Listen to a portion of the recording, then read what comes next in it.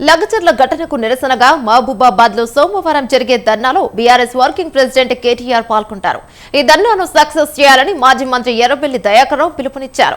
సత్యవతి రాథోడ్, రవీందర్ రావు, మాలోతి కవిత, శంకర్ నాయక్, రెడ్డి నాయక్ తో కలిసి ఆయన మహాధర్నా సభాస్థలిని పరిశీలించారు. బీఆర్ఎస్ ధర్నాకు వెళ్లొద్దని, ఎట్లా వెళ్తారో చూస్తామని పోలీసులు జిల్లా వ్యాప్తంగా బీఆర్ఎస్ శ్రేణులను బెదిరిస్తున్నారన్నారు. కాంగ్రెస్ పార్టీ ప్రజాస్వామ్యాన్ని కూనీ చేస్తోందని ఎర్రబెల్లి మండిపడ్డారు. లగచర్ల ఫార్మా ఇండస్ట్రీ నుంచి కారిడార్ గా యూటర్న్ తీసుకున్నారని, మొత్తం రద్దయ్యే వరకు పోరాడతామన్నారు ఎర్రబెల్లి.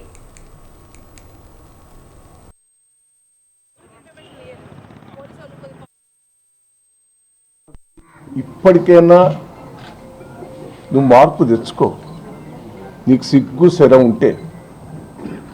మన మహారాష్ట్ర ఎన్నికలలో నువ్వు పోయిన కాడల్లా దుమ్ము లేపుతా ఉన్నావు, నువ్వు దుమ్ములో పడిపోయినావు.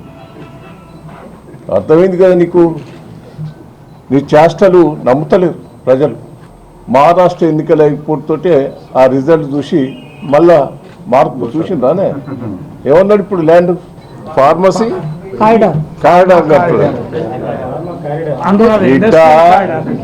నువ్వు మారేదానికి వదిలిపెట్టావు.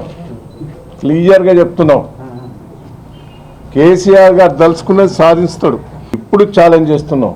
ఇప్పుడు ఏ ఎన్నికలైనా తెలంగాణలో 100 సీట్లు దాటుతాయి. మా సర్వే కాదు, కాంగ్రెస్ పార్టీ సర్వేలనే తెలుస్తుంది.